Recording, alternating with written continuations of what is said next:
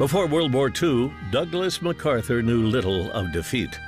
A prodigy at West Point, first in his class, the most decorated American soldier in World War I, the Army's youngest Major General, and then youngest Chief of Staff.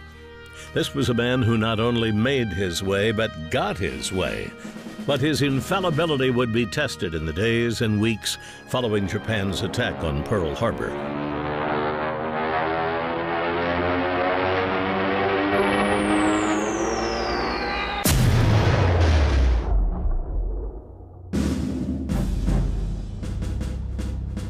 The day after their attack on Pearl Harbor, the Japanese invaded the Philippines. General MacArthur had been in the Philippines since 1935, serving as a military advisor. By the end of December 1941, MacArthur, along with U.S. and Filipino units, had been forced to retreat to Bataan. For the next 2 months, MacArthur desperately tried to defend against the Japanese. But in February 1942, President Roosevelt ordered MacArthur to abandon the country.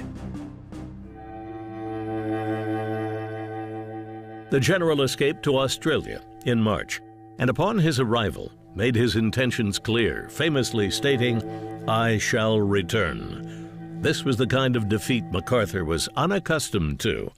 He left behind some 70,000 U.S. and Filipino troops. Many would succumb to the infamous Bataan Death March at the hands of the Japanese. MacArthur was bent on redemption, and for the next 2.5 years made the Philippines his mission. The capture of Los Negros bypasses Rabaul and further neutralizes that important sea and air base. The island contains a vital airstrip and places MacArthur's forces many miles closer to the Philippines. After successfully battling his way through New Guinea, MacArthur finally had the Philippines in his sight, and on October 20th, 1944, the men of MacArthur unloaded on the Philippine island of Leyte.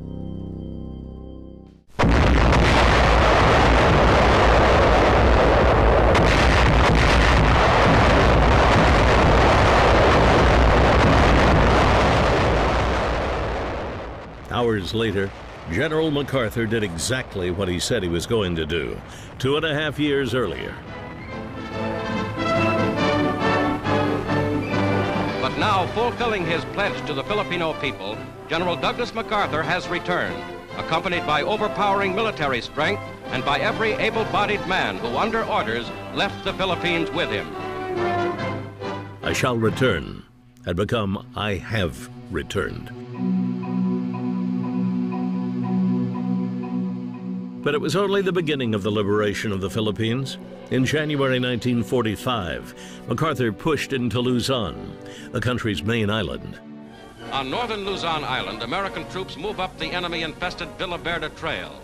By their side march Filipino patriots carrying food and ammunition. It would be until July before the Philippines was declared liberated, and by then, only 1/3 of the men MacArthur had been forced to abandon in 1942 were still alive. But the general's determination to make good on his promise would become legendary, recalled with pride in the years following the war. Directing the attack, the general seemed to be everywhere at once. Every day, at some point in the front lines, his men would spot the familiar faded field marshal's cap and the outsized corncob pipe. In his 6-decade-long military career, Douglas MacArthur's accomplishments were prolific. But it's the image of him wading ashore onto Leyte, corncob pipe in hand, that faded field marshal's cap. That's how the country best remembers the man too stubborn to give up on a promise.